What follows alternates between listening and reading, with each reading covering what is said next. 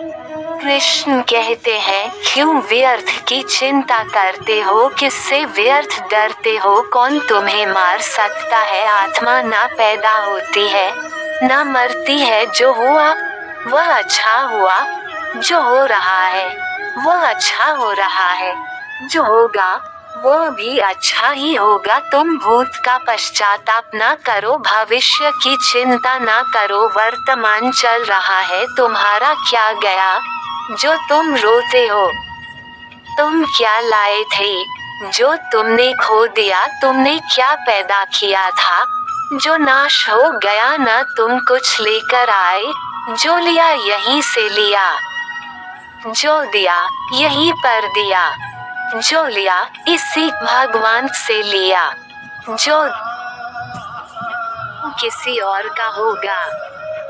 तुम इसे अपना समझकर मग्न हो रहे हो, बस यही प्रसन्नता तुम्हारे दुखों का कारण है। परिवर्तन संसार का नियम है। जिसे तुम मृत्यु समझते हो वही तो जीवन है। एक क्षण में तुम करोड़ों के स्वामी बन जाते हो, दूसरे ही क्षण में तुम दरिद्र हो जाते हो।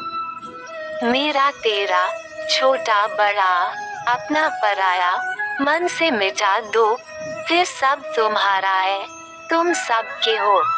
न ये शरीर तुम्हारा है, न तुम शरीर के हो। यह अग्नि, जल, वायु, पृथ्वी, आकाश से बना है और इसी में मिल जाएगा। परंतु आत्मा स्थिर है, फिर तुम क्या हो। तुम अपने आप को भगवान को अर्पित करो, यही सबसे उत्तम सहारा है। जो इसके सहारे को जानता है वह भय, चिंता, शोक से सर्वदा मुक्त है।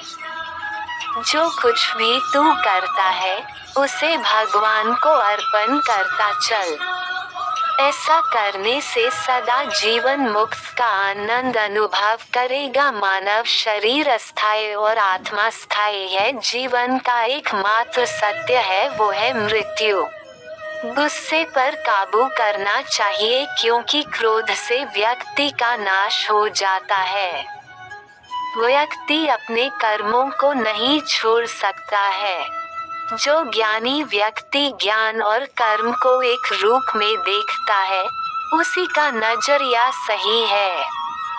इंसान को अपने मन को काबू में रखना चाहिए।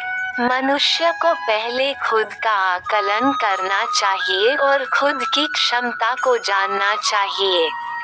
खुद पर पूरा भरोसा रखें और अपने लक्ष्य को पाने के लिए लगातार प्रयास करें। अच्छे कर्म करें और फल की इच्छा ना करें। मनुष्य की इंद्रियों का संयम ही कर्म और ज्ञान का निचोड़ है।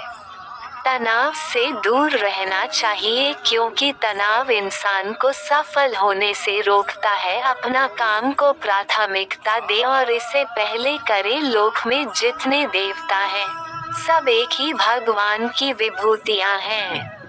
जो लोग भगवान का सच्चे मन से ध्यान लगाते हैं वो पूर्ण सिद्ध योगी माने जाते हैं। अपने काम को मन लगाकर करें और अपने काम में खुशी खोजें। किसी भी तरह की अधिकता इंसान के लिए बन सकती है बड़ा खतरा। दूसरे की भलाई पर ध्यान दे, सिर्फ अपना मतलब नहीं साधे।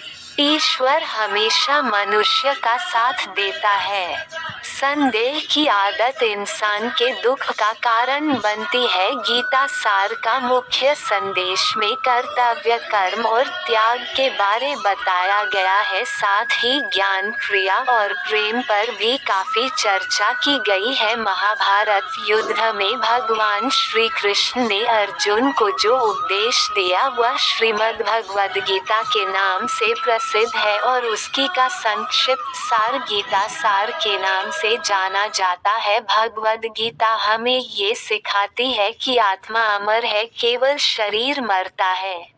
मृत्यु के समय आत्मा दूसरे शरीर में पुनर्जन्म लेती है या जिन्होंने सच्ची शिक्षाओं को पूरी तरह से समझ लिया है वो मोक्ष या निर्वाण प्राप्त करता है यानी पुनर्जन्म से मुक्ति। गीता का दूसरा नाम गीतोपनिषद है। गीता पढ़ने से फायदा होता है। नित्य गीता पढ़ने से मन सदैव शांत रहता है, हमारे सारे नकारात्मक प्रभाव नष्ट हो जाते हैं, सभी प्रकार की बुराइयों से दूरी स्वतः ही बनने लगती है, हमारा भय दूर हो जाता है और हम निर्भय बन जाते हैं। गीता का पाठ करना चाहिए।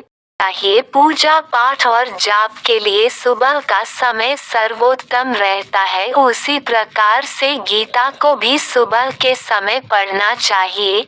ब्रह्म मुहूर्त में हो तो सर्वश्रेष्ठ है। भक्ति में उत्प्रोत रहने वाले उन सभी मनुष्यों के लिए